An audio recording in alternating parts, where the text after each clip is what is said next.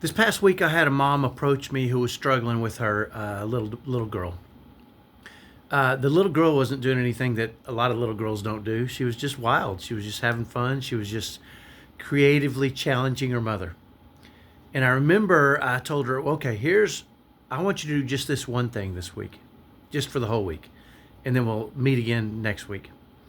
And she said, is that going to solve the problem? I said, no, but I don't want to fill your head with 1,000 things to try. I want you to do one thing and do that thing consistently.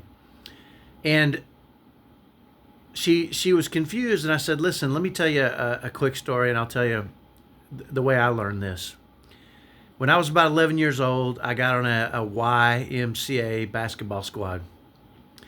And our coach, the rumor was that he was an ex-NBA player, and he was good, and he was tall, and he seemed like I didn't question it because his son, who was my age, was a magician dribbling the basketball.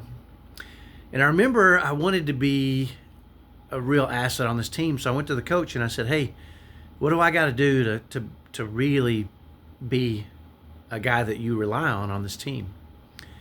And he said, you know what I need? I said, what? He said, I need a shooter.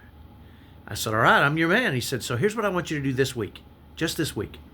Focus on this one thing. I want you to go home and every day after school, go in your backyard and shoot, but only focus on this one thing. And I said, is that going to make me a great shooter?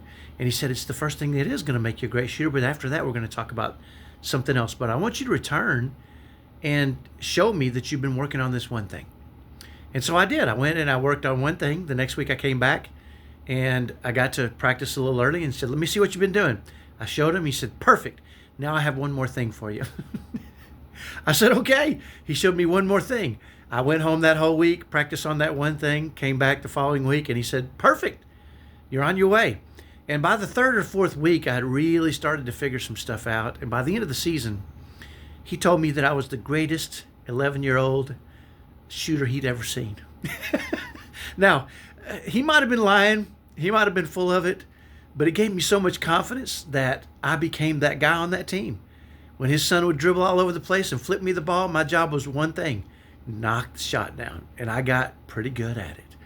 You know, there were other things I had to do too, but ultimately that was my offensive job: catch and shoot.